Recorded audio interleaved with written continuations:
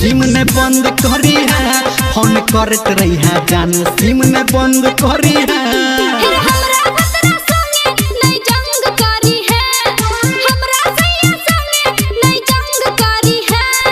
करत रही है जान सिम ने बंद करी है फोन करत रही है जान सिम ने बंद करी है।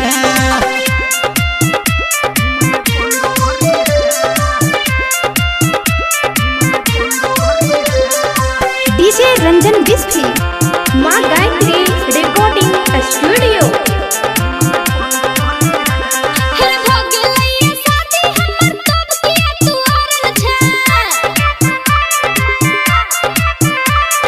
हमारा दिल में जान तू अखनो है गे गोरल छे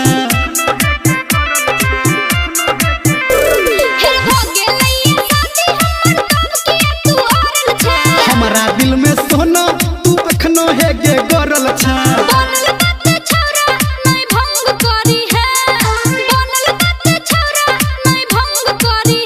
फोन करत रही है जान सिम ने बंद करी है फोन करत रही है जान सिम ने बंद करी है।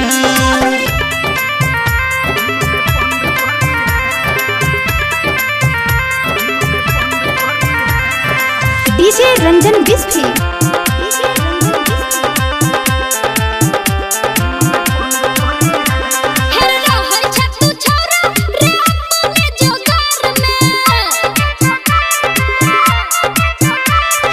कमी की देख ले तू अपना के यार में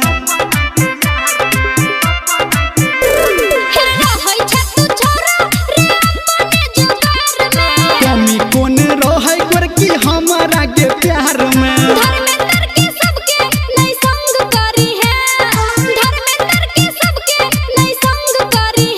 फोन करत रही है जान सिम ने बंद करी है फोन करत रही है जान सिम ने बंद करी है।